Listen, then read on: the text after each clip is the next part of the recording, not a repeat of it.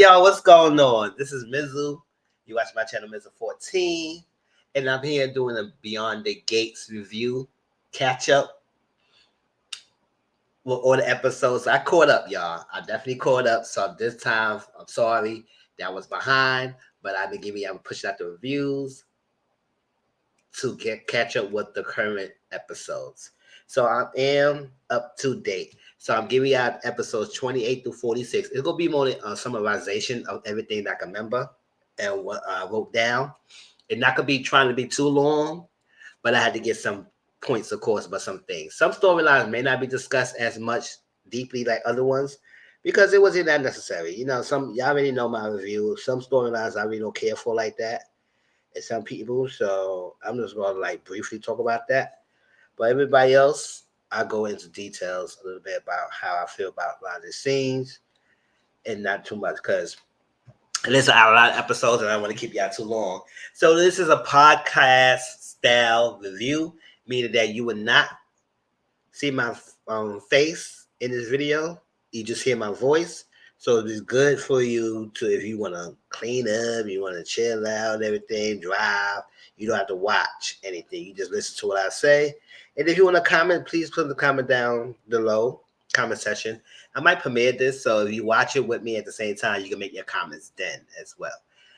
All right, y'all, child. That reveal at the last two episodes, baby. That was A plus one. That was plus one. That Leslie is something else, y'all. She is something else. It's crazy. But that reveal, the only person I really feel sorry for is Nicole. To be honest, that's the only person I feel sorry for in that whole scene. She didn't deserve none of that. She be nice. She be well respected, and it kind of hurt. It hurt me when she was hurt when she ran out. She said she couldn't take it anymore because it's like her whole world crashed her. She devoted her life to this one guy, doing everything she can to love him, gave him the kids that he wanted, even with complications, and what she got cheated on in the past, and a whole damn secret for so long that nearly kind of destroyed her now. Well, we don't know yet, but at this point, she's numb. She don't feel anything. She can't rage. She can't feel. She can't cry. She's just so numb about everything. And we'll get to that because that build up, and I like how they work their way up because you know soaps they build you up with the storylines and then all of a sudden just blow out to the freaking crazy explosive scenes that shocks everyone and then the aftermath of that shocking, and then once it down, then a new thing happened and then new villain or whatever's happened. You know, you soaps got to continue on with the mess. So Ashley Derrick, y'all know I don't really care for that. Y'all know I don't really care for that storyline. So Ashley Derrick is boring. They scenes are kind of boring.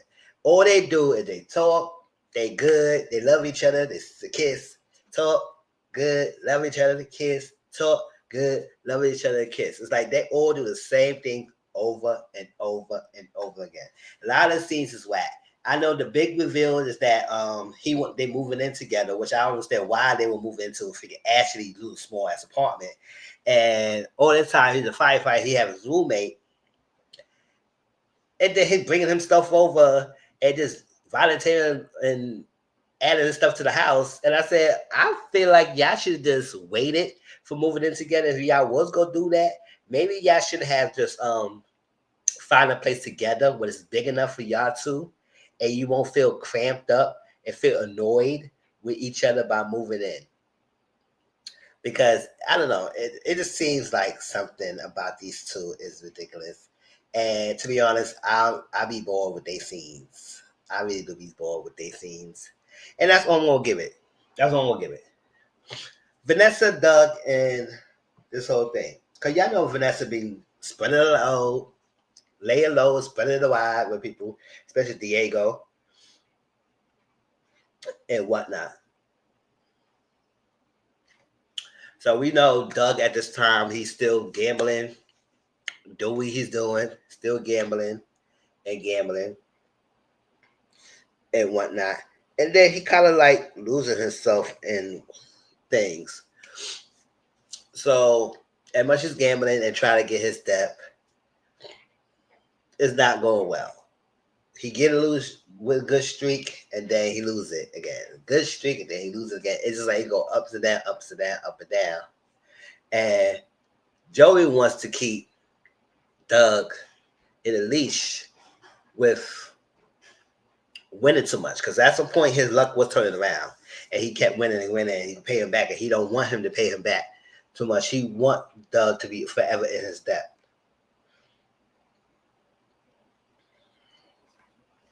He be working all hours. He be working all day to the hospital, and then at nighttime he be working at casino. So he's barely at home. It's because of that. Vanessa fill the void. Is trying to fill the void of being at home. We know their kids in college, so the empty nesters, and they're not really in love with each other, but they love each other. But it's also they got some feelings still there because they married, but it's whatnot. So Doug, at some point, he started to realize that this gambling and him working is doing a lot. Because when he was operating on someone, he almost he was not focused, and he almost did something wrong. So to the point that he had to get somebody else to take over. And I said, "Yo, get it together, man. This guy heart is in your freaking hands, and your hands shaking. You're not focused, and you could do something wrong, and somebody could lose their life." So he had to have somebody come take over so he could stop. And because of that, went kind of cold turkey. He went kind of cold turkey in gambling. He said he didn't want to do it anymore. He has been avoiding going to the tables. Randy tried to talk to him and see what's going on and what's up and try to get him back. Randy still work with Joey. Joey trying to figure it out, get him back over here, get him back over here. I'm losing my money. I need my money and stuff like that. He need his stuff and get him over there. But it seemed like he can never. He just can't avoid it. So to avoid going back to the casino, he started to overload and book his calendar for operations and stuff like that, and patients, and appointments and stuff. And Shanice, the head nurse, at that, and then she also the nosy, because she always be gossiping about everybody figuring business. But she was really concerned about Doug. She said, "You gotta calm down because at this point you gonna burn yourself out. You gonna make mistakes. You gonna lose yourself, and things gonna happen. And you don't want anything major to fall in your hands. But you not resting, and you not sleeping, and you overlooking your schedule. You need to take a break because it's not good when you don't have the rest. You're not sleeping. You're not in your A1 game, and then when you do jobs like a doctor or something like that, your body is the tool, and you gotta help anybody. You gotta be healthy in top tip shape, especially if you're doing surgery and anything on people. You have to be on top tier. You can't be this restless, tired, and making mistakes because someone's life is in your hands. If you do one false move, the person's life is over. And what? When you gonna feel guilty, you gonna be down, and you gonna be in the funk, and then stuff might happen. So he's kind of like traded one addiction from like a just workaholic addiction, and it's not good. To the point, it's kind of bleeding over because he had a recent patient that not so well and end up losing life. And sometimes when you look at the chart, it realized that he had major issues before he even came to the thing. So it probably was not much help in that regards in helping that patients. But Doug felt really down about that. He said, "I'm supposed to save lives, and this is not good," and whatnot. So he got upset and he banged his head and kind of like broke it a little bit. And now it's like, now you can't work. Now you got to recover your hand. And that's your tool. You're a heart surgeon. So you have to use your hands for this stuff. And now you can't use one of them. So you got to take a break in that. Maybe he could teach and stuff like that. Something to fill the void, his time. So now he realized he got more time, so maybe spend time with Vanessa because it's been missing. Now Vanessa going around freaking Diego. Vanessa going around doing this. Now Joey, we realize Joey end game is to use Vanessa business, get in partnership with her, and Lord laundering money through the real estate and her company or her business.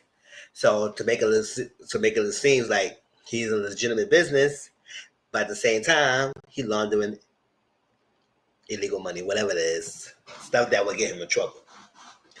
So he kind of be buttering up Vanessa, and I see like Vanessa seems like she's really into Joey for some apparent reason. Like she's really tendering the line of the dark side of Joey, knowing that he has his reputation in town and whatnot. She seemed like he's a really attractive man and charming, and she's enjoying the attention. So he approached her first by he wanted to get a house for his mother, and she was really happy about that, or she's really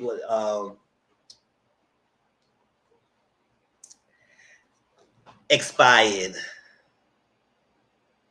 or appreciative that he will do something for his mother.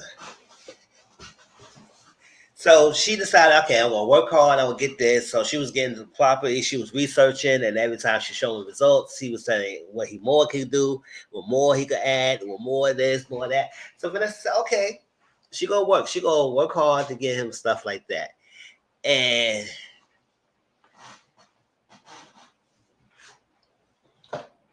all that. So Ted and Nicole was talking. This is going lines into the Joey and Vanessa. Ted and Nicole was talking, and Nicole was talking to Vanessa because Nicole and Vanessa is good friends, and they want to catch up, even though they haven't been seeing each other like that. But catch up and see how she's doing. So Vanessa was telling Nicole about Joey, about how she finds him a house and whatnot, and Nicole knows about Joey, and he said, "You sure this is a good idea?" And she's well, do you believe him? And nothing about him is good or positive for you to be trying to go in that direction. Don't step into the bad don't step in the dark side. Step into the bad side. Ooh, ooh, ooh. Gonna take a mean ride.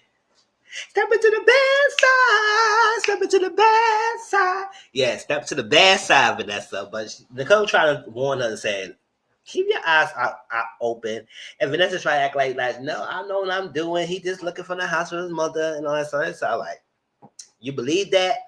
I don't believe it, but whatnot. So Ted and Nicole was talking, and Ted was like, hold up, Joey's mother died a year ago because she was getting operated on because she wouldn't do some plastic surgery, and then end up well. So the person skedaddled out of town. That person was scared of Joey, that Joey was gonna do something to that person.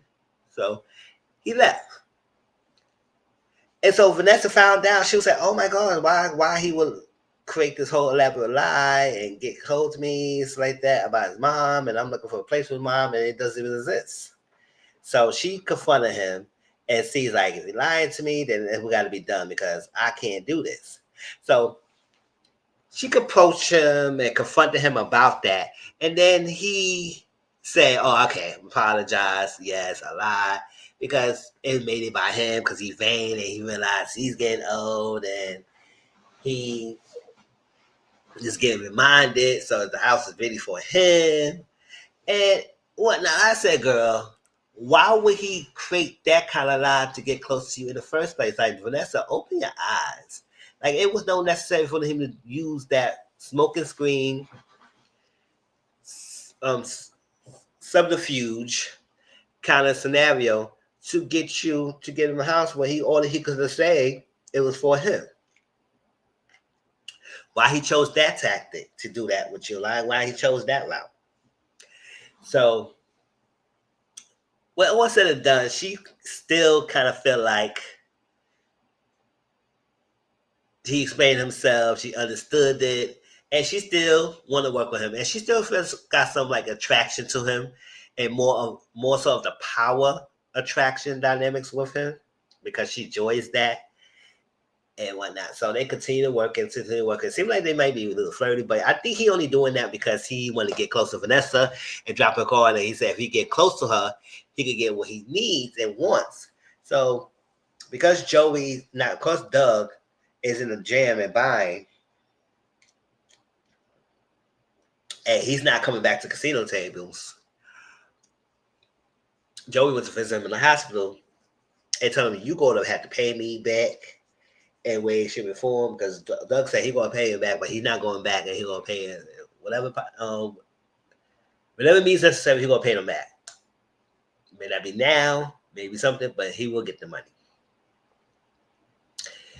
Joe is not buying that. He said, "Listen, if you can't do it, do you have someone else or someone that can help you in a jam when you need some?" Doug said, "Yes, it will be his wife."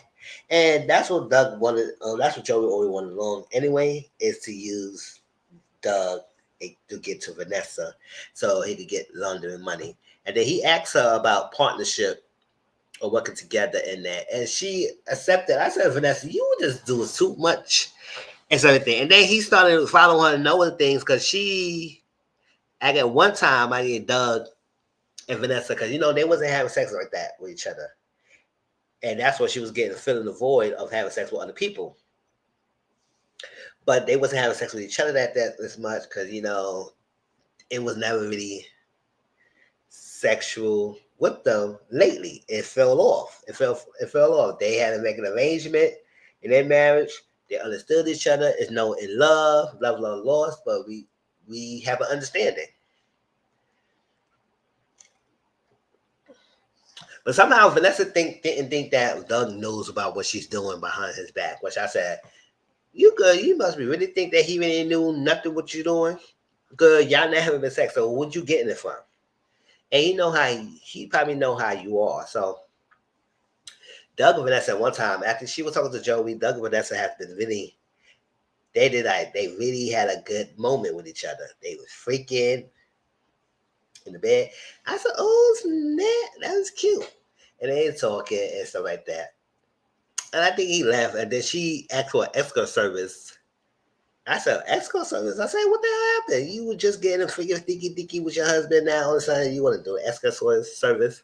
I come to find out the escort service that she's acquiring for a hotel room and paying for, Joey runs that service. I said, "What the hell you what is that?" So he knows that she was looking for an escort. So he said, "Why you would get one and whatnot." And he headed that. I said, "So you making your business to go down to people that you know, and why they getting the escort service that you runs?" Boy, bye. So later on in the episode when Vanessa was supposed to be there at Nicole's anniversary party, and I guess she ate something or whatever it was, she got sick. She's in the hospital. So she's in the hospital. Doug is there helping her, and she got the news that will break out. And because of that, she was judging Ted and whatnot. And then Doug was like, "Hold up, Miss Pot calling the kettle black, like Mrs. Pot meet kettle. Like, how you gonna say something about Ted and whatnot, which I know you been doing stuff too." And I said, "Yeah, you got something to be judging Ted when you have been cheated on Doug." Now I don't know if it's cheating there. I don't know if they got arrangement, but it seemed like he knows that you be stepping out in a relationship as well. So don't come around saying you want to criticize and judge other people when you doing the same thing. Now I won't get into the details about the Ted thing anyway. I want to say that last. The whole Leslie, Eva, Ted, Nicole, all that stuff gonna be that ass. But you got some nerve, Vanessa. So next time you need to worry about your own self. And not worry about what Nicole and Ted got on there. I know you would be a friend, but you would be too quick to judge and then realize that your freaking husband know what's up. I say, "Good, you in a country club, freaking in a closet with the trainer Diego. and whatnot, whoever other people you messing with, and you don't think nobody gonna notice, they might talk. They probably know what you're doing in there. And then Diego's always acting all possessive and jealous about things. And then one time when you really want to get a hold of him, he realized you can't be using him that much, so he has to be returning your calls and stuff. So I said, Now we did know that Doug went to Nicole and confessed and he needed help.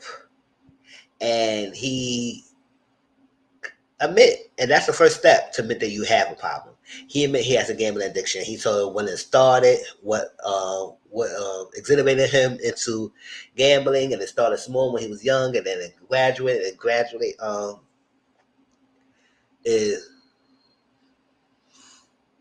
gradually increased his desire in gambling, and it's been going from there. And he never really told Vanessa his problem on gambling, but he really realized that he needs to stop. He has a problem, and he probably want to get fixed in some way, shape, or form. He wants to know what to do, but he doesn't really want to go to public with a lot of the stuff. Like he didn't want to go group meetings and other things that she suggested that maybe public. I said, okay, if you don't want to do none of that, you need to tell someone and work on some things in the meantime. But you gotta do something to help manage. You just can't talk it out and think that's gonna go away. You gotta work it and do it. Put action to your words. So I guess I don't remember what he decided to do, but she did suggest it to him to read a book about something, and then also to support group. But he don't want to do that. So you gotta tell Vanessa and see what can she do. She can help. She's your wife. And he will know the reason why he don't want to tell her because he don't feel like she could handle it. I said, well, let her know, and then she could tell you what she can handle or not. That's your wife. You want to make sure she's there, and she does. Vanessa does feel for Doug, and she still loves him to the point that she gets like really scared about him and wants to know what's going on. And so at one point, she was kind of accusing him of cheating. I said, girl, you best got your nerves for thinking that he might step down and cheating on you when you're the one who's doing it. I said, see, you don't project that much. But he is doing something, but he has not tell her yet. And then I guess when he finally wanted to come clean again, she kept talking, and I guess he decided to say something else and not really say his addiction yet. And I said, I wish she would tell her. I mean, that's how the way you get it. What she tell her. But that's that. We know that Andre is doing a documentary on the nurses at the hospital, and that was a job that I think Ted like suggested, and he got it, and he been doing it. So he'd be filming the nurses in a natural habitat and asking them questions and whatnot. Some of them feel like kind of nervous when he be like laying the cut and recording them, and they just get clammed up and move away. But that's what it is. So he interviewed Shanice and Ashley, and then Devin came in one time, interrupted the freaking session, and had to retape the session because he's that. I said, "Boy, can you just not come in and make some noise? Just shut up." But at this time, I think Ashley and Andre and others are cool right now. And he gonna move on. He gonna move on from Ashley. I think he's right now. Andre is focused on Danny and helping Danny, which I still feel like Andre and Danny should not be messing with each other. Like I understand that she needs her locks off and should be down and out, and he's there. And technically, yes, they're not by blood, but at the same time, he's still Nicole's. Nicole kind of basically raised Andre, so it's like Nicole's nephew-in-law, but Danny's a sister. And I said, that's like a nephew-in-law to you too. So it's kind of weird that she would mess with Andre, even though there's no taboo against it, but it just feels weird. And I just wish that Danny could find somebody else that could make, let's see, to make, if possible, make Bill jealous. Because sometimes men don't understand when a woman's level up or something like that. So I wish it's like whoever this call, maybe Danny could get with Carlton and they could spark something. I don't know. We don't know what's Carlton angle in this show because he's Ted's partner. So it was like, okay, it'd be great, but Andre and Danny's making this thing happen, and they be sexing and confiding in each other, especially with Danny's have a little moments, and she be calling him over. And I'm gonna get to Danny in a minute and what's going to transpire between Andre and Danny in these sessions. But I think at one point Jacob was trying to hook Andre up with someone, and Andre said, "No, boy, no." Andre said to Jacob, "No, boy, I'm good," and that's when he was going to Danny. So this Danny and Andre, I don't know. I don't feel like they should be with each other. And then I guess they're trying to make it let everybody know about them, or at least working towards that and not hide. However, I still feel like Andre could find someone else and do him and not fawn over Ashley. Find somebody else. And I think Danny should have a better love interest. Not saying that Andre is whack, but I'm just saying that I feel like Danny should have somebody else. That's my opinion.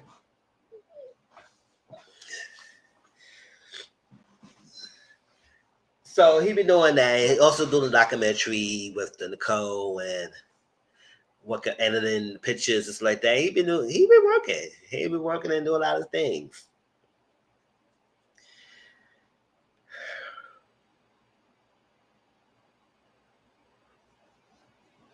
So Naomi was still going on this case with against her father, Bill, and it's like Bill do things and Naomi catch on and they go back and forth with the argument and say they're gonna beat you in court and whatnot. Bill had the settlement that was offered the ladies $1 million each and their jobs back and be part of the board committee and to help revise or reform the anti-harassment policy and make decisions and whatnot. So it's this whole thing back and forth with Naomi and Bill. It was one point that Bill got really upset when he was going back and forth with his daughter.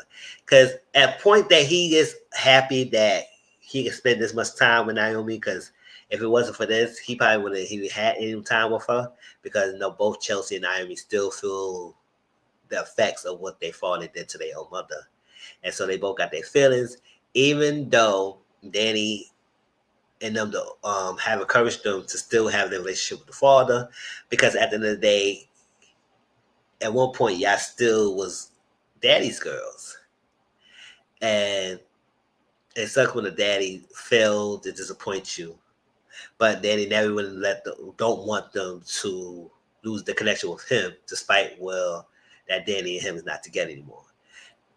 So I guess with this court, it made Bill feel a good inside, because one, he could go toe to toe against his daughter in court, but also at the same time, he gets a lot of interaction doing this right now. So as time goes by, it was one time that Bill got really upset with Naomi because it was arguing back and forth about I guess, against the settlement and what they going to go to court for. And to the point that he really upset that his hand starting to get really numb. I said, "Oh." And usually that's like a sign when you get close, like a heart attack symptoms, and a lot of things as well. So it was like, oh my gosh, that's not good. That's not good. So Naomi freaked out, and because of that, they put her to perspective and things where she wondering. if Future comes and the case gets settled and everything, and something happened that when Haley, he will call me and whatnot. Yes, I may not. He not the best. I haven't completely forgive him, but at the same time, he's still my father, and I still want to at least get the nice precious time with him while things last, which is understandable, and not bickering for the rest of life. But at the same time, let him know that everything's not forgiven, but we can work on repairing. So she got freaked out. She went to call the hospital. He said, "No, I'm good. I'm good. I'm good. I'm good." And he said, "Sure." He said, "I'm good." And she was worried. Because of that, Naomi was talking to Jacob and trying to contemplate whether she was want to continue this case. Because at one point she was ready. She was gun ho. She was excited. And she still want justice for the ladies. And but however, she felt like maybe this case was a little too personal because I think she said low key part of why she took the case because she wanted to get back at him for mom to punish him. So yeah, she took the case for justice for the ladies, but also she had like little bit of a motive of doing this because she wanted to hurt him from what he did to their mom, her mom. So she kind of reevaluating whether she should continue to take this case because she was like, I can still go down this road with this, and I feel like I'm doing everything in my power is right. But I'm still feeling like if I go along with this, I might lose forever, and I want to spend this cherish the time. So she's really is having a hard time, and I think she's starting to realize that maybe taking on this case wasn't a good deal, even though it's still a case that could be won or worked on. But she she had to back out. She's at some point she had to back out. She did talk to her mom about what's happening, and I guess Danny was telling us that maybe she really think of taking this case, or at least give it to someone else and not doing this case. And it's like at that point she felt like everybody was trying to convince her not to do so. But I said no, nobody really convinced you not to do so. I think they commend you. They want you to do that. But I say you got to think about it. Is it worth it? And at the end of the day, I feel like she realized it's not worth it. But she still did her due diligence with the ladies by referring her to one of her soror and who really does well in the labor laws sector of they state. So in of the law sector, yeah, the labor laws of the state.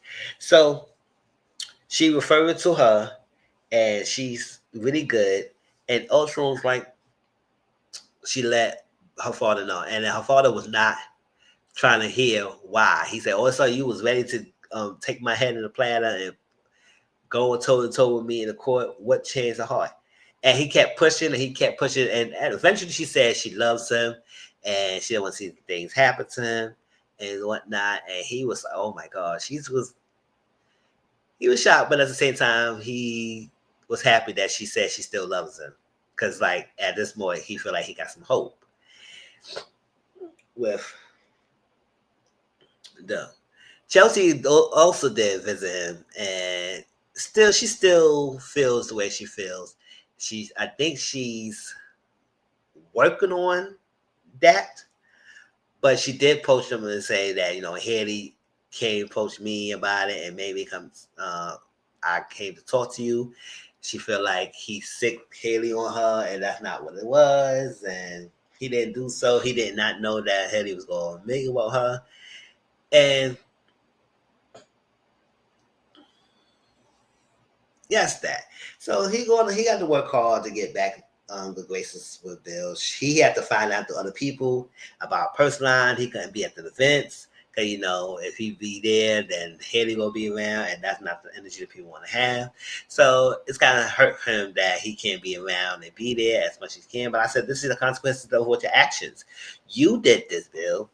You should not have done what you did, and then your daughter's going to be around and loving you, but you do what you have to do because you want to be selfish.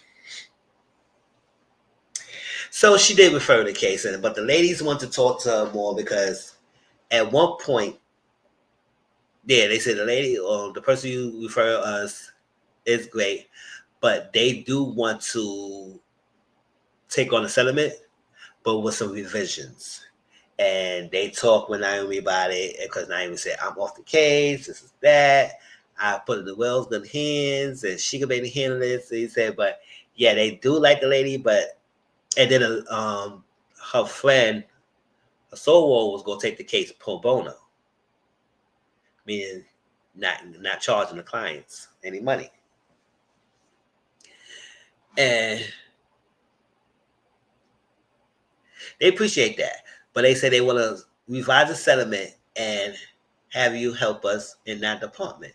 So she's now at the back and forth with the ladies, and now we say, you know what? Consider this as my parting gift because she was definitely washing her hands away from this case, even though she's still around, but she won't be delegated to try this. But she always be there for support, and they needed her support to revise and look at things. So she said she go research, look at things up, make some revisions, and then take it to the soul war and let her continue with the rest. As she worked in the best interest of the client, and the client want to settle, that's what it is. So they did um, end up get the settlement and got the charge back. Bill had to let go Mike, which that's the right thing because Mike has been a liability to the company and has been doing a lot of things. And when he found out that Naomi dropped the case, and he was so happy, he said, "Oh, we can get good and whatnot, and get past this and move forward and whatnot." He was definitely happy that she dropped it. Now it's still there, it's still going on, but it won't be Naomi. So he think that he could get to loophole, he could work this way magic, and things will be good. Bill told Mike, "You services are no longer needed. Goodbye. No longer needed. You don't need to be here. You are let go." And so he was upset about that. Mike was like, kind of, trying to make his case of what happened or why he should stay and what was bogus and the people was bogus for what they said to me and not really true. He kept talking and talking and talking, and to the point that he started digging his hole. He started digging a hole for himself. Because as much as he's talking, and he said, Bill said, listen, the board and I, we agreed, the rest of the partners and I agree, you had to be let go. Because you was causing us billions and issues, and because of what you did, we want to be in this mess right now. So he said, oh, you going to let me go? You don't want my connects. He said, I ain't worried about your connects, boo. I ain't worried about your connects. That was Bill. But he said, listen, it's my company. I gotta do what it is, and because of that, I gotta make sure. And I can't have you around if you gonna continue to do what you're doing. So let him go. At one point, he got so upset he almost called his daughter a B, and he said, "Yo, Nami, grill this B." And Bill him Mike up. Mike got scared. I said, "I know." And even though I don't care for Bill, but when you went out of line, out of pocket, of almost calling his daughter a B. Whew, whew, whew.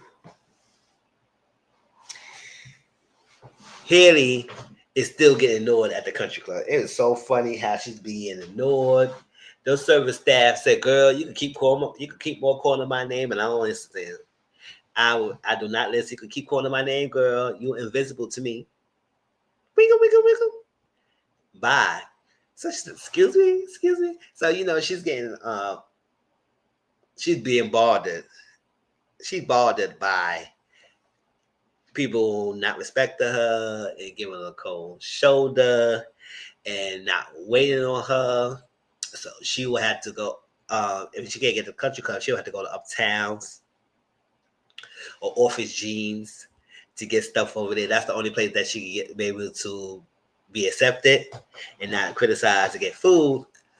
But she's like to be the country club. Bill trying to exert his power and dominance. He's like, oh, they gonna make you supposed to make people respect you. I said, you can't make nobody do anything.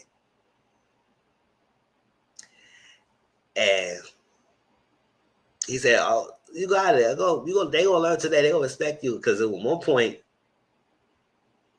she did go with Bill, and he ordered, and the waiter just completely ignored Haley in front of Bill. I said, Bill, you got no power. So Bill bring that service order back over, and he said, my wife would like to have this. And he had to order for his wife, and it's embarrassing. I said, oh, child.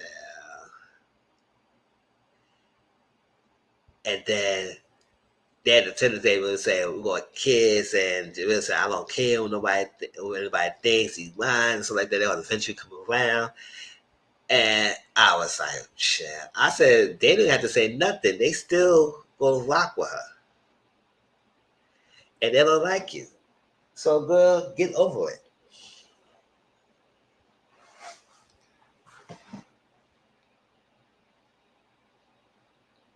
So, at one point, Haley be doing her rounds. She went to see Naomi, then she went to see Chelsea, then she be making her rounds and doing a lot of things. And I said, girl, sit down. Like, she also wanted to talk to one of the ladies. And I said, that's what at the time Naomi had to babysit the girls. Say, you should not be talking to her and whatnot, even though you have a conversation, but you can still report back to Bill. And she didn't sit down with her. She didn't have to sit down and met with Haley and stuff like that. So at one point, Haley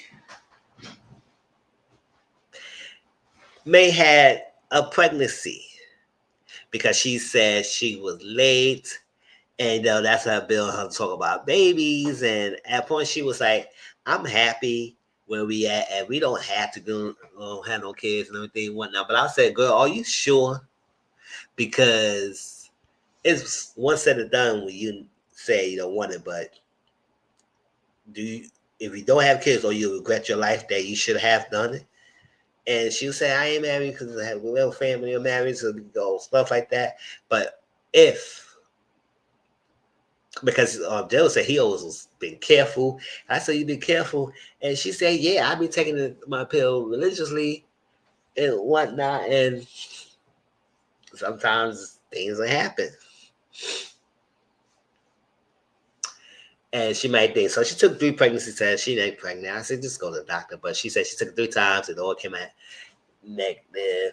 And he did say he was really sad that she wasn't pregnant. And even though he said, well, I will start over at my age with a baby and stuff. So I said, low key, I feel like Haley won in the head. But she will try to fish him out and see what he thinks. Because she said she'll be content anyway. But I said, I don't know. You may be and you may not be content.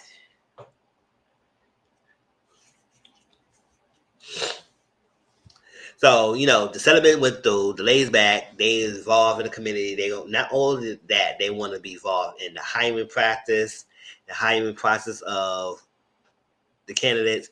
They want to add more female to the atmosphere of the law firm and then the culture of the law firm. And make decisions in the community, in the board. So Thomas is close to make a partner because, Mike got to let go. Thomas said that's all he always wanted to be as partner and everything. So Bill said, if you want to be a partner, you got to do something favor for me.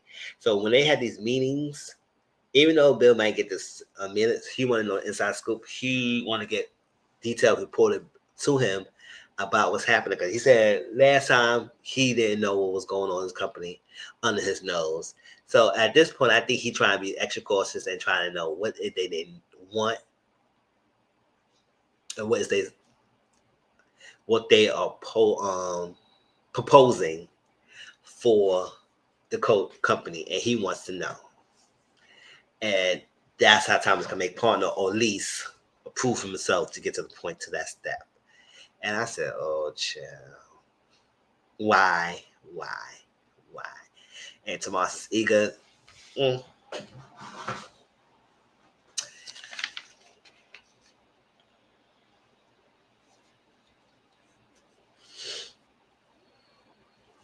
So let's go on with Martin and Smitty and the kids, Tyrell, Samantha. Because like I said, I really don't care for Martin. Smitty is good that he's could balance out Martin. Because Martin could be extremes. He's very straight, narrow, tolerant individual. It's really hard to get through him. It's really hard for him to see other people's side. It's about what he wants, and sometimes he does things in the rash decisions for the benefit of the family. But the way how he approach things and how he go about things is not conducive to a healthy relationship and parenthood. So Martin's still having his dreams. It's getting frequent. At one point, it wasn't. What was it? At one point, it just subsided that he wasn't having his dreams. Everything was good in his family. They was having a good time and whatnot, and he wasn't having dreams lately. I think when he ran into Bill, and Bill had to remind Martin that you said you will do great by staying in good graces with me because you know what can I'm capable of and whatnot, and be best if you don't push me too hard. So it kind of like made him feel type of way back, feel type of way after that encounter with Bill that Martin dreams will surface. So he tried to get that handle and said what that means and what's happening. And the grandparents, his grandparents against him running for presidency. And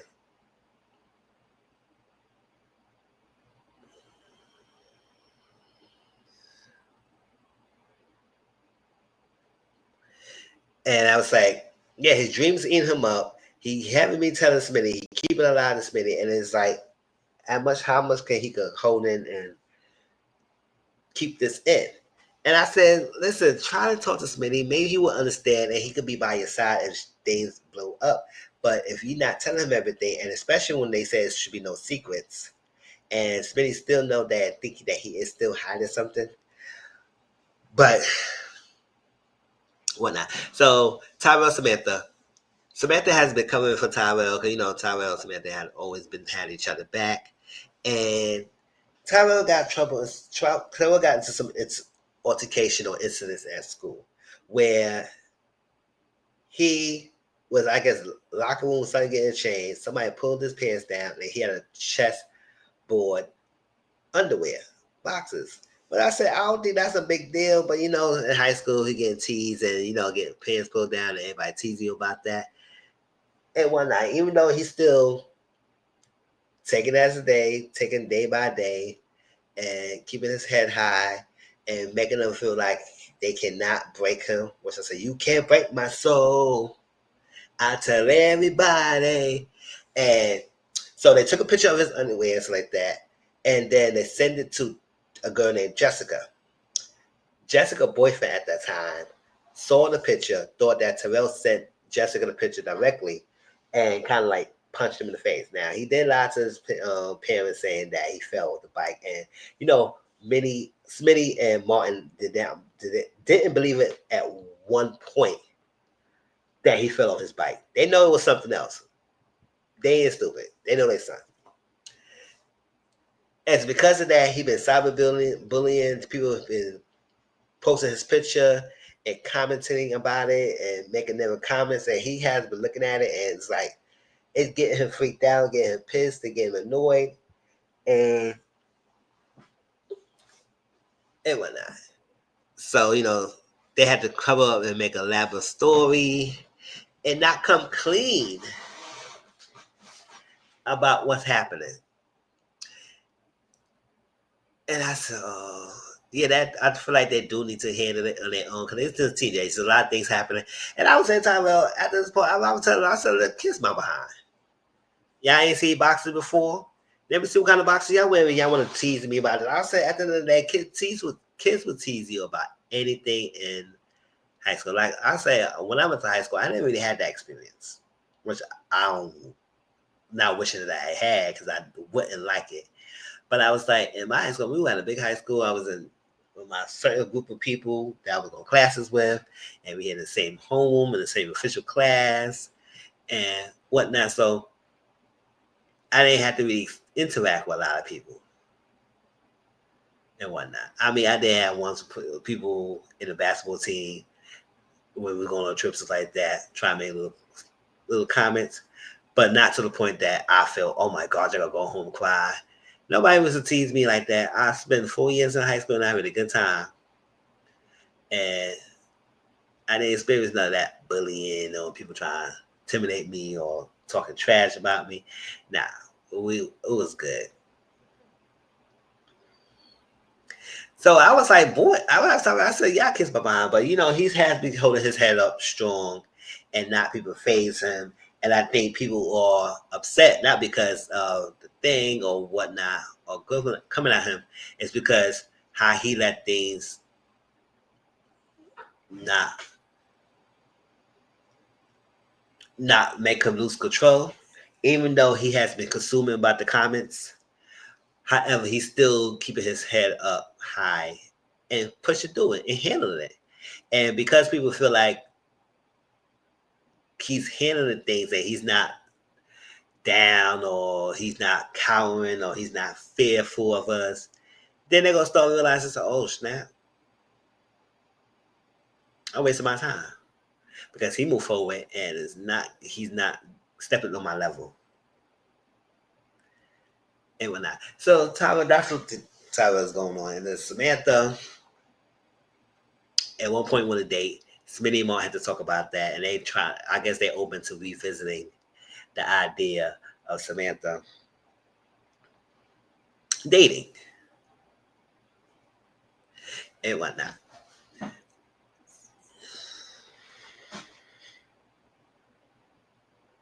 So the whole thing with Tyrell and everything, it kept going viral and get this, and he just breaking down and losing it.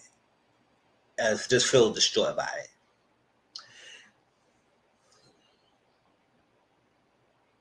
it. So one time, Martin did get to hold of the picture. He got to hold of the picture, and he did say, "Oh my gosh," he saw the picture because the high school. They said they had a coded chat, whatever that, so adults cannot find it, and it's encrypted, it's secret. So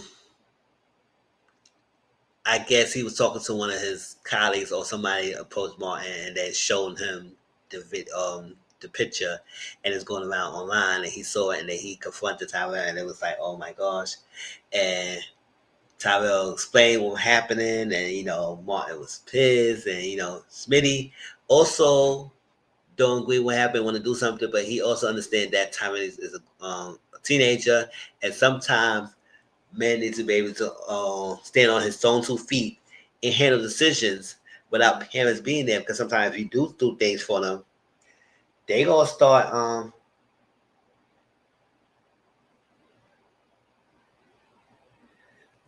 feeling that you don't trust them. And at his crucial stage and age, you don't want to handle everything for him, and because it might not go a positive result for you. You think you want to help and protect them, but sometimes protecting your children is letting to learn from mistakes and make decisions. And you guide them along the way and see if they're making what they need to do and handle situations on their own. Sometimes you gotta teach a young boy. But he needs to face his challenges. So Martin doing the most, and he don't want to hear. He want to handle his own way. And Smitty try to tell him not to get him too involved. And then support our son because we pushing him away. He not going to trust us and respect us.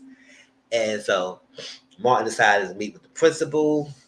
The principal the next day had a similar meeting, and Tyler was upset about it because everybody start notice that he probably said something, and people think that he might be a snitch, and he didn't snitch and whatnot. So Martin didn't really understand it. He's still going toe to toe. He feel like what he did was right. He want to protect them, And I said, listen to your son. He said he appreciate that, but he needs to be able to handle this. These had to be good. He had a strategy, coping mechanism, the strategy to deal with it. Let him be. And let him work on this on his own. And whatnot. So that Martin was telling about how he experienced what he was doing and growing up about being gay and not being accepted and whatnot and being teased.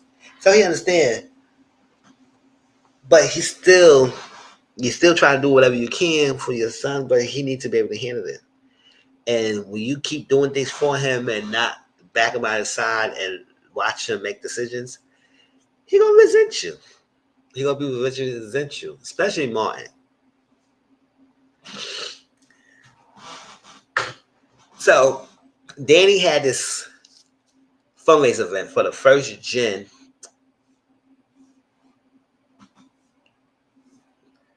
Oh, what's it called?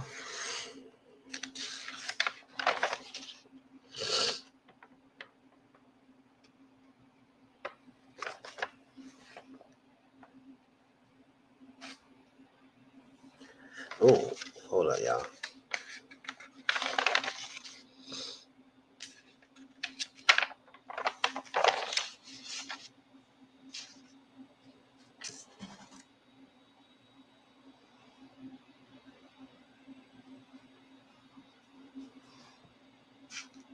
Yeah, it was the first gen foundation organization, and basically they raising money for people who in the first for him to go to college as a scholarship foundation. So Danny's on the committee, and she is helping raise the money for this foundation, the first gen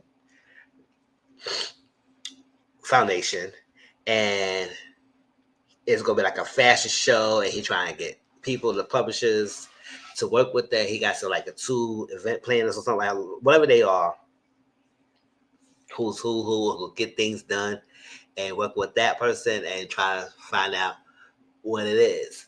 Now, Chelsea announced that she didn't want to do modeling anymore. So, the people really want Chelsea, and since she's not that, so we have to find a replacement who's going to do it, and Chelsea not around. So, Danny's kind of freaking out about that because it's like she was trying to get Chelsea to do it, but, Chelsea backed out.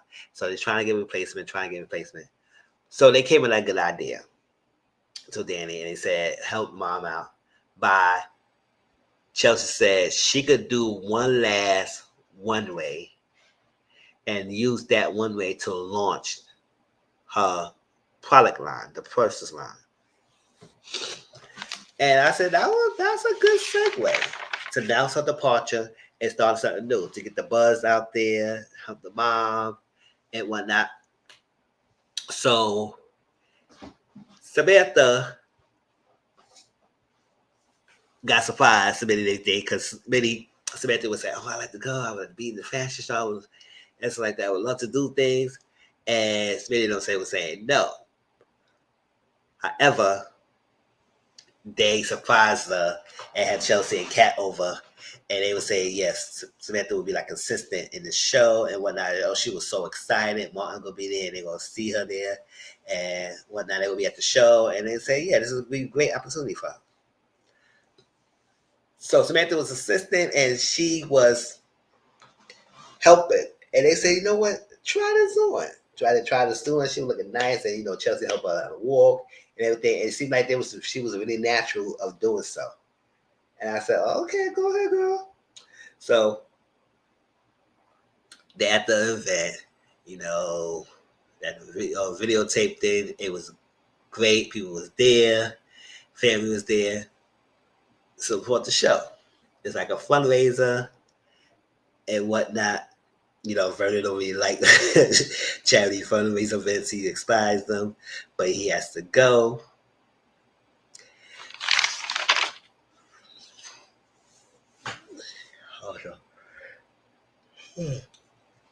Sorry, y'all, but we're getting there. Getting tired.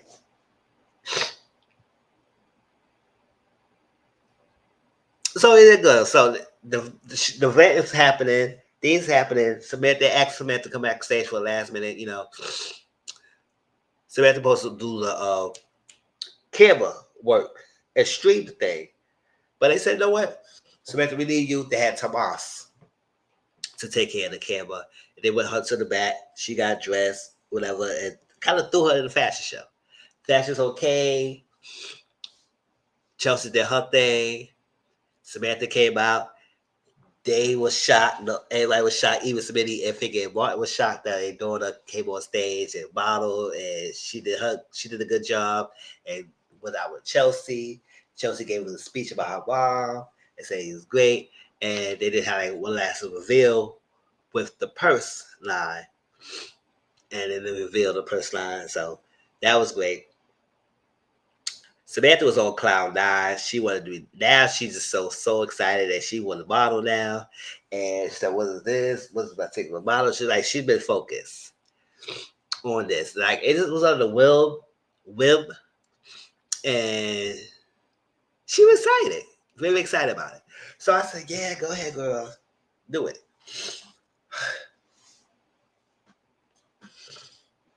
They said go talk at home about it. So Samantha has been really serious about this model. She talked to Chelsea about it. Chelsea gave her the 411 about the modern world, that it could be glitz and glamour, but it will also be the downside. So she gave it the a fair balance of modeling. And even all that said and done, but mostly Chelsea did say more like things that could happen in modeling that people don't know that could be devastating. She still wanted to do it. So they say your dad's got to be okay with that. So Tyrell and Samantha did divide and conquer with the foreigners because Smitty is more reasonable and understanding than Martin is, and you couldn't find anyone. Samantha, I guess, got come clean about she wanted to do modeling, and at some point they was like, "Oh my God, there's a lot going on. You need to stay in school." And she said, "Yes, I can still do that." And one night I said we could probably do something small, work something locally, and then work our way up. She could do something part time instead of go to school, and whatnot. Martin, on the other hand, he was not on board with it. So, but they was like, listen, if you keep telling Samantha no about everything, she gonna start rebelling, and you don't want that. So yes, you need to start letting her do something because she's a good girl. She's doing good in school and grades. I know she want to do modeling. There's a lot going on. I know they want to protect her because they want to make sure she's good. And people like to take advantage, and she want to know she can be able to handle things.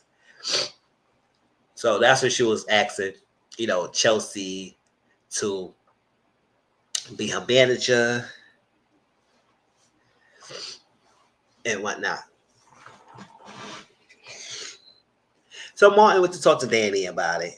And it seemed like he thought he was getting to the idea because, at some point, he always got to have his way. He saying no, this is that. So he talked to freaking Danny. Danny gave advice about what's happening. And then even after all that, I thought he would consider him. He still said straight no. So that's kind of was devastating and hurting as well. She still called Chelsea, said, listen, my daddy did straight up obliviate this freaking idea. So I want you to manage me, and that's that. So after all this thing, the charity event, Danny was on cloud nine. She did great, and she was ready for the next big thing for the committee. So she met with Hannah. And this is at the country club. And Hanny was there. Bill was there with Hanny. And Hannah was part of the board of the First Gen Foundation. And Danny was so excited that Hannah said, "It's not that type of thing, and we appreciate you raising the money, and we want you to end in a good note." I said, "What that means?" So that sounds like y'all trying to let me go. And they said, "Well, unfortunately, the board decided we cannot have you on it anymore because your actions of what you did at Bill's event doesn't represent the role models that we have for First Gen found scholarlies." I said, "Oh, so that thing happened at Bill was a while ago, a couple of weeks ago from this show. And if y'all feel that was a thing, why have her work so hard for this, raise all the money, raise a good amount of money? It was a great success. All for y'all to terminate her." I said, "I don't like that. Don't work me if y'all going to let me go of that transgression. If that's the case, why y'all let me go then? So you use me to raise the money, and then he got the money raised, then you gonna let it go? So Danny was upset. She was pissed off right there. Bill and Henny was like gleeful and looking at her and say, "Oh my gosh." Henny thought she was gonna be equal standing with Danny, even with Danny got nothing going on for her right now. And I said, "Girl, you can still be mistreated." So they went to Danny, try to gloat and glee, and she said, Danny said, "Girl, you have to cling to my misfortune of a husband. I don't have to do that. I'm a Dupree, and things gonna get handled." So she said, so I was like, "Good, you coming after Danny like it seems like y'all gonna be buddy sisters that Danny still gonna be not respecting the country club like you. Danny can still get served. You can't, girl." So and then even after all that, she still will be ignored by people there. I said, "Girl, you thought you ate? You thought you was gonna be good standing on Danny? Goodbye." So with all that said and done, when that got taken away from her, Chelsea doing her own thing. She's Lois Bill. Danny has been spiraling out of control. So to the point that she's starting drinking a lot and passing out.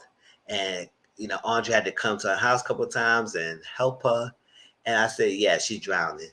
And, she might be lonely. And she was doing the most. And Andre always had to come and rescue her and say, "What's going on? You wasting your life. You go back to what's the fire? You need to go back." And, at this point, Danny feel like she had a fire.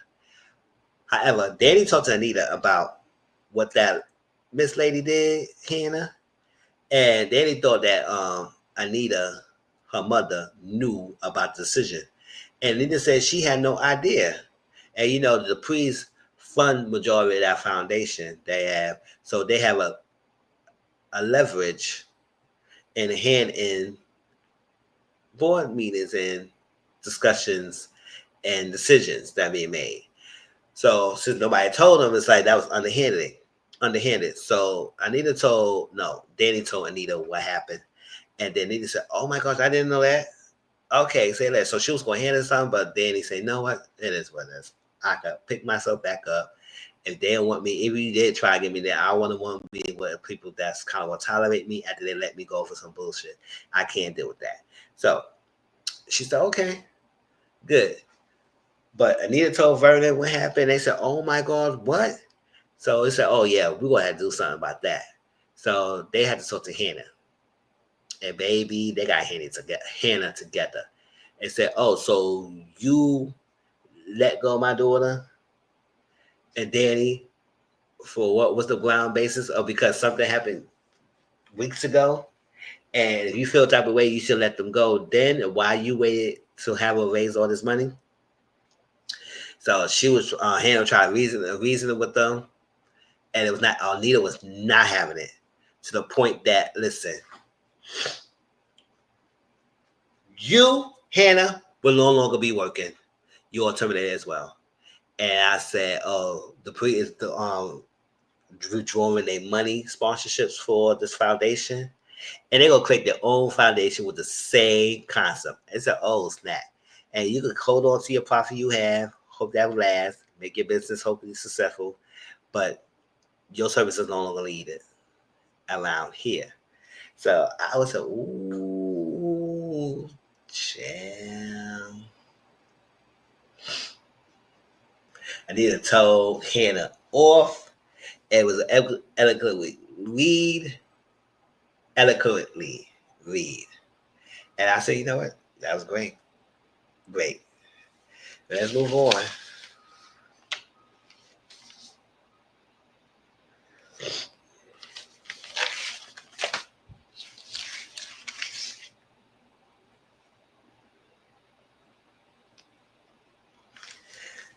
So Danny had it in a funk. Andre had to get Danny to bring lit a fire in her behind to wake up and claim who you are, claim who you was, and find your passion again. That's what you need. Find it.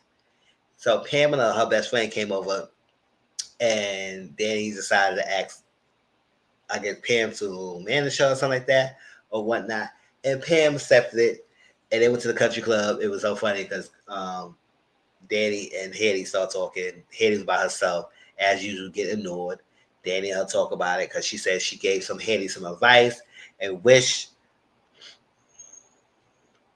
it's gonna be days that he no longer wants you, and you better have a plan B because he did that to me. I love Bill, all this like that, and he ditched me to be with you. So you better have a plan B when he do the same thing for you when he get bored from you. And she said she realized that Bill loves you, Haley. It's like I had to come to a realization, conclusion that he would defend you more so. In my opinion, he would come to your rescue. So I realized he loved you, and that's that. So I said, I hope she take heed into that warning because you never know, and then she better start putting some things to the side, some stash of money up.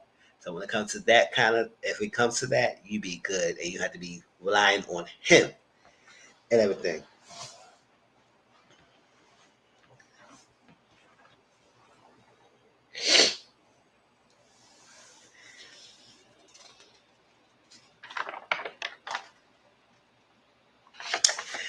Let's get to this last thing because, like I said, I ain't trying to make it slow, and it's like over an hour.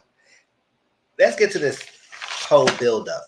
If anything else I missed, we gonna discuss that at another time because everything else was thing. Oh, Nita had karaoke night with Danny and with the family. They did that to cheer up Danny so Danny won't be alone, but actually it was for Anita and their grandma and their mom. And she did karaoke. She did was great. And we realized that Anita missed her singing days with the articulates. And even though she did solo act, but she missed that thing. So they're trying to cover her up, and she did a great job and had Naomi and Danny back up, and it was so cute. And they had karaoke night. It was nice. It was a executive day of somebody. He wants to revive Anita Williams solo act on stage, and she said she would think about it, but she's really terrified about the whole thing because at the point she said that yes, the solo act would be great, but she definitely didn't really love being on stage with the girl, her bandmates, her group mates. But it didn't end amicably because she said she feel sorry for what she did to them. So that's a whole deal about it. But let's get into this whole thing. Anything, like I said, any other storylines that was there, I think I summarized everyone. But if not, listen, it is what it is. Oh, I did forget. Pamela worked well, and the Pamela came up with a great idea about Danny of starting their own modeling agency. And at first, she was like, "Oh wow, that's that." Now, also, Kat wanted Chelsea for the business aspect of it for their business to thrive is get Chelsea's mom to be chief marketing officer. And Chelsea was really hesitant at first because she wants to do things on her own. She got out of my shadow, but Kat was realizing, it's like, listen, if you got her on it, she not be your boss, you her boss. And at some way, shape, or form, things start coming around. And she said, you know what? Fine. She went to talk about mom. Her mom said no. Her mom said no twice, and not because she didn't want to do so and everything. I think she said she needed to find her passion, her purpose, and her purpose is to do what she was born to do, what she was loved to do, and get back to that roots. And she don't want to be burning, but at the same time, this is the first time she feel happy with something that is hers, and she could make a list and use her expertise and whatnot. But she said she wants Chelsea to be her biggest critic. You let me know if I fall off deep wells and not on the path, like I said I was will. You got the right to check me. It's so basically what she's saying. So I think that's all the small stuff. Like I said, anything I missed, y'all let me know in the comment section down below. This whole build up with Eva, Leslie, Ted, Nicole, all this build up. So we know that Eva is still doing the planning for the anniversary party, because that's what she suggested, because she know that her mom is planning to use that event for the big reveal of exposing Ted. Ted T. Go, you gonna tell everybody who you are to me, Ted T. I love when she was saying that. I said, oh, Leslie, I don't like you, but I love when you were saying Ted T name like that. I said, oh. So it was a big build up. However, Eva starting to realize her mom's not, she been realizing, but she know her mom is really flipping out of handle. She's going off the course. She's being rogue. She's meeting all these people, all the family members face to face. Like, I said, what's going on? She met Martin and Vernon at the thing, said she was a fan and she was inspired and appreciate that. Yeah, it influenced me and whatnot. She wanted to do that so that people could see her face. So when she decided to do the reveal, they all could be shocked that it was her that they all see. Even though she might have different names, she in this whole show so far, she is Dana, she is Leslie, she is Sherry, she is Anna, she is Lulu, and there's all different wigs. But I would say if you get you in on these wigs, it's got the same face. Why nobody's catching on and comparing notes about who this lady is? Like, she's all over the place. So she be doing things. So we know Laura was about to get out soon because she was recovering real well, and she was getting out the next day to recover and get back to work. They told Eva, "This is Laura." And, Eva already know there was only a temporary work, and she always knew that it was going to be a possibility that the Laura was going to come back. So when Eva told, I guess the mom was not having it because she said, "Oh my gosh, I still need you to do this plan for me." So it's like, freaking Leslie, Lulu, that was like, she went away, the nurse wigs that was Lulu. She went into Laura's room and put potassium in her IV. That caused her to have infection and also like spiked her heart attack. I said, girl, I've been out there, how the hell I had a heart attack in my sleep and everything. And said, we don't know. But we're going to do some more observations and check up on you. And I said, oh, child. So when that happened, Eva sent flowers to Shanice that is for Laura. And she was trying to pump information about the nurse. And Shanice said, why are you asking those questions, girl? Why are you so invested? So that was going back and forth, back and forth. So at all this time, Eva's still doing the plan. Now, Kat still has suspicions of her, and she's trying to work hard to get the evidence that she needs to make sure. But it's really difficult, and I think she's starting to realize, you know what, I can't. I gotta let this go because Eva and her was going toe to toe now. Eva was saying, "Let girl bring it." So I said, "No, I can't waste my time." And I think one time Kat apologized. They said, "I apologize. I'm sorry," and how things went. But she was at the house, and Leslie caught Kat, and Kat realized it was the same face, and it was Anna that she knows, and not know Leslie or Sherry, anything else. She don't know otherwise. She just know about the girl named Anna for that. And she saw the picture at the desk. Kat saw a picture of the desk of Eva. I don't know if she took the picture because, Leslie was behind her. She said, who is this? And whatnot. So the buildup is happening. Leslie's buying outfits with the $50K that Ted gave her because Ted was paid her $50K for the go away again. And I said, Ted, this will you so dusty. I said, what make you think that she will just leave? She did it first time and she came back all these years later. So you think throwing cash at her will make her leave again? No, you can't use the same trick twice. So she used that to buy out for Eva to make her look dolled up and make her look like she's in the streets. And Leslie got out for herself. And the plan is working. But Eva is at some point it's like realizes it's getting too much, and she realized Nicole and Ted have always been good to her, and she don't want this happening, but she's still going along with it, because it's sake of the mom. And I said the mom is doing a lot that could put things in jeopardy, but she getting out of control.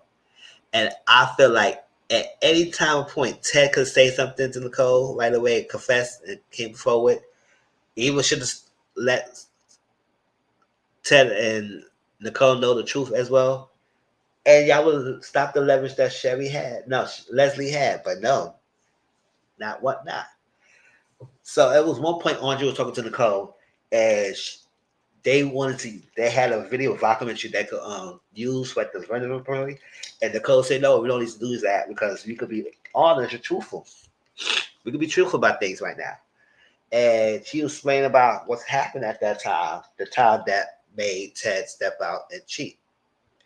Around that she had bought in and she had lots of miscarriages and getting pregnant, and she was being difficult at the time because she was being hard. And she was explaining it, and then Ted got so upset because his guilt is eating him up. It said, "Stop blaming yourself. Stop. It's not your fault." So I said, at this last time, she didn't really blame herself. She just explained what could lead to the difficult time you had to the point that y'all almost was not to be together because they had a rough patch. So he was that. RJ would say, "What made you want to blow up on her like that? What's going on?" So Ted actually told RJ the truth about all that. Audrey told Ted not to say anything, but that was a dumb and stupid idea. I feel like I said, no, that's a perfect idea to say it because Ted was so sure that she skipped out of time. While she was getting calls, he was getting calls on the phone, and it was Leslie, but she wasn't saying anything. And the first time she was saying nothing, he thought he heard her voice, but then she kept calling, and he wasn't not picking up. I said, oh, snap. But I said he finally told someone, but he could still tell the code. It's not too late, but he hold on to it. But so with the last minute of the anniversary dinners going on, Eva was working on a bus, or Eva, her mother's going back and forth, having little altercations because Eva was trying to be combative to mom and accusing mom of doing things, and mom get freaked out and she get pissed. And I said, "Why are you always getting pissed when things happen? Because you doing these things." And she accused her mom for having something to do with Laura relapsing, and her treatments and stuff like that. And she got upset. She was questioning. She said, "Do you think I would do something like that?" I said, "Yes, you did it. You did that. And also, you did that motorcycle thing to Laura." I said, "Get off of Laura behind." So all that said and done. So to get that's the wire. Last minute stuff is being done. Uh, Leslie will get herself ready. They try to make a plan. They will try to blackmail the family and try to get some money out of them. And she said, "Reveal." She said, "After you reveal it, it would be less likely. It'd be anything. The the leverage is gone. So that we try to get the blackmail to get as much milk, any much money for out of them as possible, and then do the reveal, and then y'all reset. But then it come to realize it wasn't about the money, even suggested. It was more so of Leslie having leverage and want the justice and get revenge, like get the truth to the cop. And I said, "Girl, but what's your angle though? What's your angle? You want to be Nicole so bad. You thought you could have the life Nicole had or live that life. So you tricked yourself out of one time affair and thinking that you was gonna have a lifetime with him." I said, "Listen, I don't know what the hell you think you doing and what was going on, what kind of dick game. Maybe it was so good that you got whooped. You got freaking whipped so quickly or debatized so quickly, girl. Because she created this whole fantasy land that Ted supposed to be hers and she supposed to be the co." And I said, "What made you think that was going to happen?" They never leave their wives. I don't know why the side chicks these days think that all of a sudden they could be bold enough and think that the husbands will leave their wives for them. Some few might get lucky, that 1%, but the 9 out of 10%, no, they don't get lucky. They never leave their wives.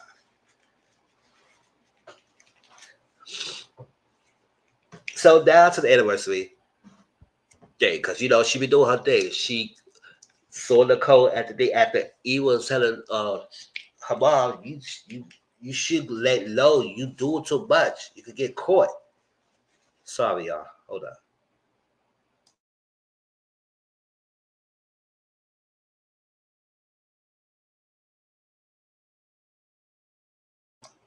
You gonna get caught and whatnot. And Leslie don't care. She gonna do hers.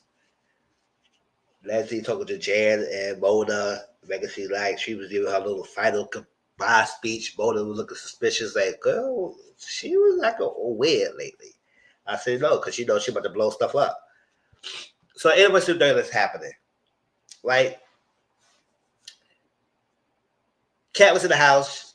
She met Eva house, got up. I think she got the picture. I don't know if she got a picture or not, but she got caught. She saw Anna and she saw Anna because Cat know her by Anna and realized that's her. So she put puzzles together and then she know Eva was there. She said, "Oh my gosh, Eva and Anna know each other," but she still don't have the evidence. So when I said, "Okay," the big reveal, the interesting thing that happening. Ted was trying to leave town and whatnot, buttered up the code. He been doing a lot of buttering up because his guilt was eating him up. And he was trying to go to a trip. So the interesting thing that's happening, Leslie was going to wait in the closet and wait for Eva's signal. So that was that. But somehow she got out. I don't know how she got out or whatever. Or I think Eva let her out. I don't know. So she got out and she got dressed. And Eva doing her thing, and then Ted and Nicole made Eva an offer. But I say, you know what? They were so nice to her. I said it's ridiculous. That's was at that point she realized, oh my gosh, I can't go along with this. This has been so nice. They've been so great to me. They're just horrible people that I'm on to make the scenes, and they offer her to pay for her training to be a certified medical assistant, where you do medical coding, building, all that stuff at the firm. And then once you get your degree, she could work at Ted's practice. And she was so elated, but also at the same time she was hurt because she was like, "Oh my gosh, I'm about to do something devastating, and it's not what I wanted to do, and I'm trying to stop this." So she was lose the time trying to tell her mom and said, "Listen, we could do this, but can we do it like privately? We could get Ted to speak up, but in a private manner. Don't do it so publicly like that." She said, "No, I gotta do this. I gotta do this." So before that, her mom locked the Ava up in a closet, locked up in the closet. Because I think she opened the closet and then she was talking to her mom, and then Leslie locked her own daughter in the closet. She said, "Girl, I do this. I do this myself. You don't need to be around." So he was trying to stop it. She said, "Oh my gosh, stop, oh my God." Carton was Ted's partner. He heard her and then he was able to get her out. And then he was nowhere to be found because Ted was giving a speech. Nicole was trying to give a speech. They wanted to bring Eva up there so congratulate her for putting all this stuff together, but she was not being around. Kat was trying to find her, could say what's going on, trying to get the pieces together, and Kat was wondering that she could run into that girl Anna, and no luck. But Leslie was eavesdropping and Mona and who's that? Somebody conversation, and then Kat and Chelsea was having a conversation and whatnot. So the big thing after even get out, she ran up there. She was saying, "You gotta go, you gotta go, you gotta go." Her mom, "You gotta go right now." It was no time to explain. She said, "What happened? You gotta go." Here goes Sherry. Leslie. Leslie walked in. They were shot, and the girl said, "Sherry," and all that stuff. So Sherry can't know her by Anna. And Ted said Dana. She said Dana. I said, how many girls? How many names this girl have? As many names and as many faces that this guy has. And she said, "Oh my God, how you gonna let your wife know about me, Teddy?" And my heart is to love. Know me is to love me. And she was a lot, and she did that scene, and everybody was shocked. Oh my gosh! So she was telling about the whole thing that years ago, I guess Leslie and Nicole got pregnant at the same time. Ted told Leslie that he was going to be with Nicole because that's his wife and he chose her over you. And he said that's a lie. And then she mentioned how Bill was involved. Bill gave her money and told her that he dared her to go through with his pregnancy, and if he did, it would be her child would be in danger. He would get to buy a stop sign and take her baby and sell it in the black market and all that stuff like that. So she was so scared and threatened her to that point. I said, "Oh wow, why he would do that? That's crazy." So now Chelsea and Naomi's like, damn, her father, they father would do something grimy stuff like that. That is really ridiculous. And now they may really probably want to be mess with him if they realize if he is uh, involved in that kind of manner. Now, meanwhile, Bill and Haley got nothing better to do because they couldn't be anywhere, and they gossiping and whatnot. And then Bill is gleefully telling Haley that Ted is a cheater. It's like them, just like what he did. And he said, "Oh my gosh!" I said, "See, you do all that, and now you get a text from your daughter about something." So all this had going, the said is being done. Naomi told Chelsea stop streaming. I said, "Chelsea, come on, girl. Why are you streaming knowing that this stuff is happening?" I said, "Girl, stop. Just stop." I said, she didn't learn her lesson. She said, "Oh, word." I said, "Girl, you still streaming this whole thing? You know you ain't learned your lesson from last time with your mom." So they stopped the streaming. Anita signaled everybody like Power Rangers, get up and move.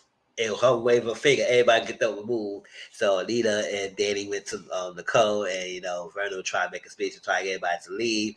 And Leslie said, "Oh hell to no!" And she kind of gathered Vernon together. She gathered Vernon a little bit and whatnot. So she would say that she said, "Yes, I took my baby and I went to Chicago, and I think she told Ted she had an abortion or let him believe that he did.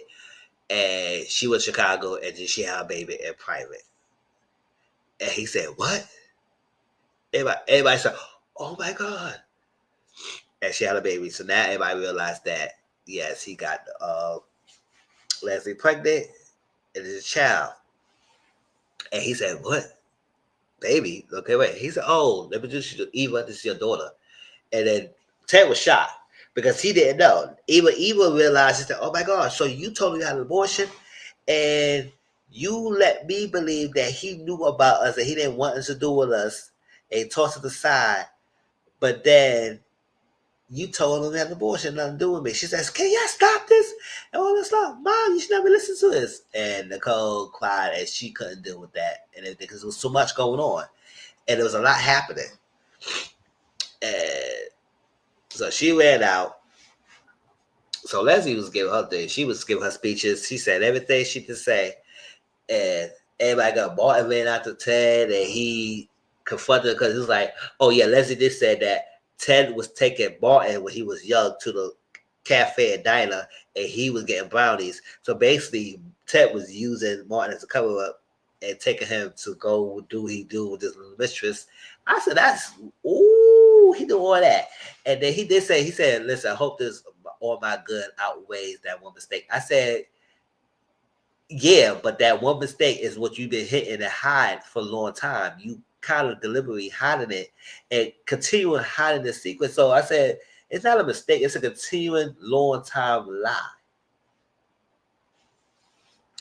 And you could have came clean when you know that Sherry and Leslie and Dana came back in town. When you saw her and when you saw her at the hospital and you recognized her, you could have came clean then.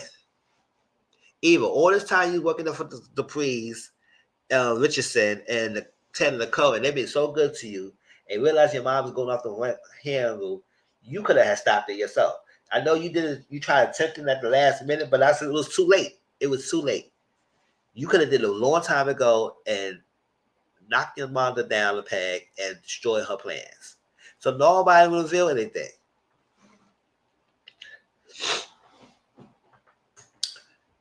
So Martin confronted his father. He pushed his father. Smitty took Martin home. So before he could do anything else, because he said he looked like he was about to do damage to his father. And everything blew up and whatnot. Cat ran after her mom. Ted had to leave. Martin pushed him. It was crazy. They had to go to the rest of the people had to go to Vernon's house.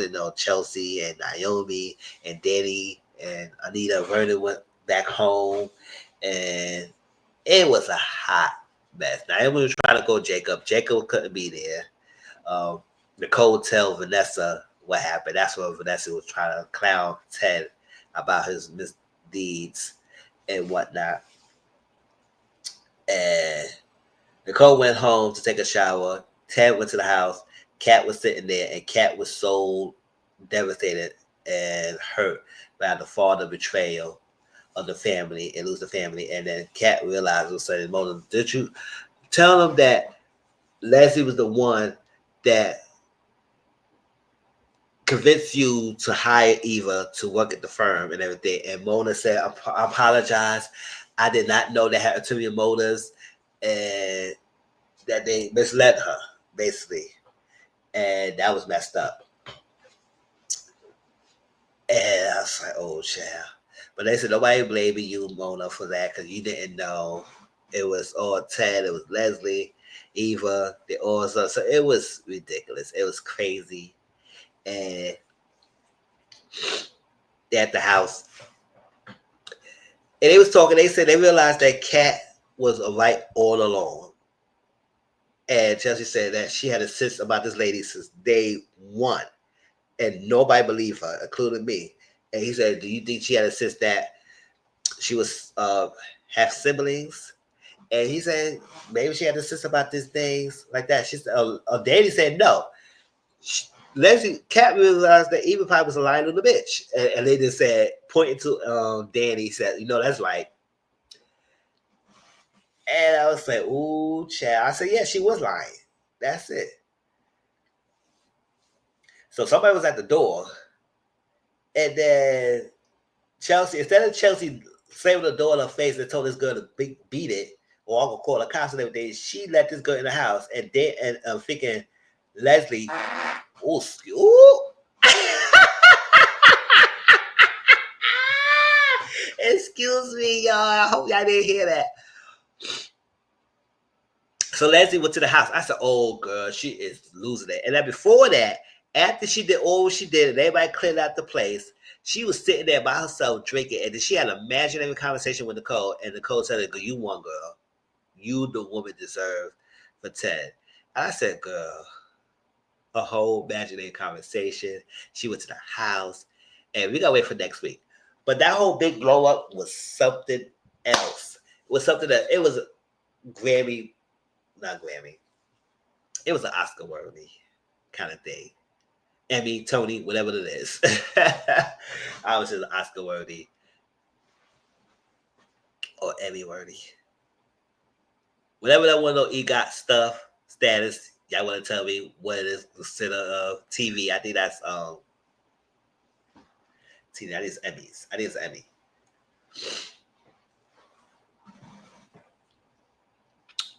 Awards performance.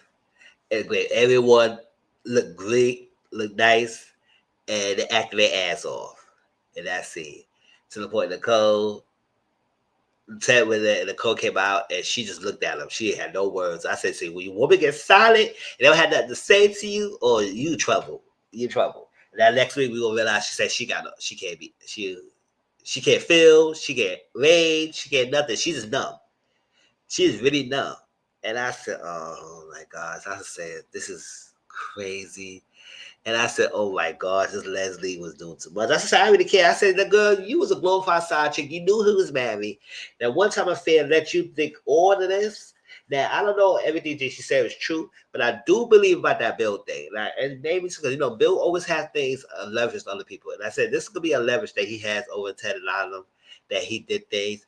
But to that agree that he was going to kidnap the baby and sell it, that would be too much. That's too much.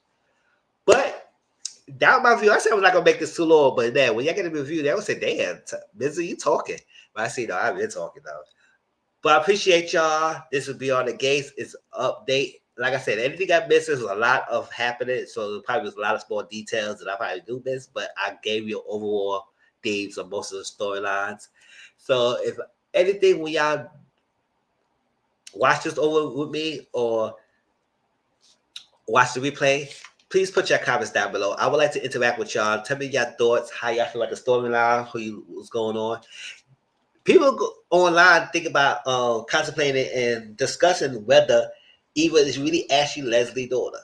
And I said that could be a plot twist. Now we do know that Leslie did a DNA test, but I don't trust that test. It seems like she may have known that Eva's not really her biological daughter, and she had probably got that results doctored